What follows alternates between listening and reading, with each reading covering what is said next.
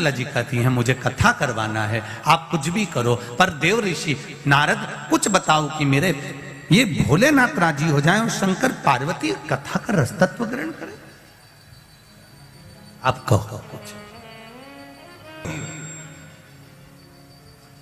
कभी तुमने शंकर भगवान पर पंचामृत समर्पित नहीं करा? जरा ध्यान दीजिएगा। और भगवान विष्णु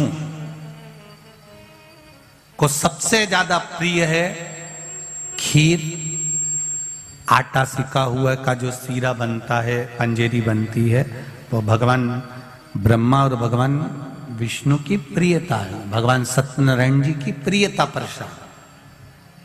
देवी को प्रिय है चना, हलवा, सीरा, पूड़ी। सरस्वती जी को, राम जी को, दत्त को, भगवान नारायण को प्रिय है केसरिया भात। छोटी देवी देवताओं में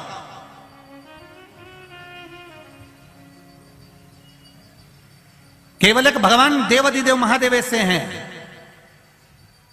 जिनकी प्रियता केवल बेलपत्र और पंचामृत। अब जरा अच्छे से समझ जाना, बहुत ध्यान लगाकर सुनना। अगर आप शिव जी को एक कटोरी में पंचामृत बनाकर ले जाते हैं, दूध, दही, शहद, घी, शक्कर, ये सब मिलाकर यदि आप लेकर जाते हैं और ले जाकर भगवान शंकर के सामने समर्पित करते हैं, एक बेलपत्री अशोक सुंदरी, अभी तक आपने जो बेलपत्री चढ़ाई है अशोक सुंदरी के ऊपर, डंडी का मुख जहां से पानी बहता है उस ओर रखा जाता है।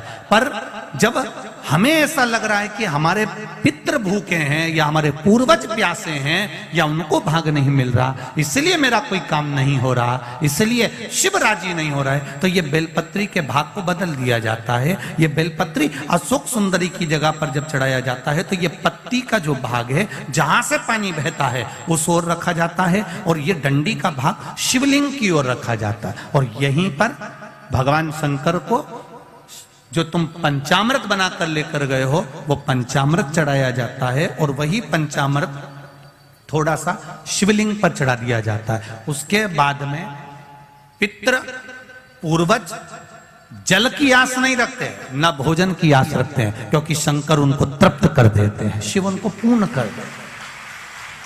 लाकर कटोरी बनाकर फ्रिज में रख, पर दूध, दही, शहद, शक्कर, पंचामृत जो बना हुआ मेरे देवाधिदेव महादेव के सामने पहुंचा, वो केवल प्रसाद नहीं है, वो औषधि निर्मित हो जाती है और उस औषधि से शरीर के ना जाने कितने रोग समाप्त हो जाते हैं।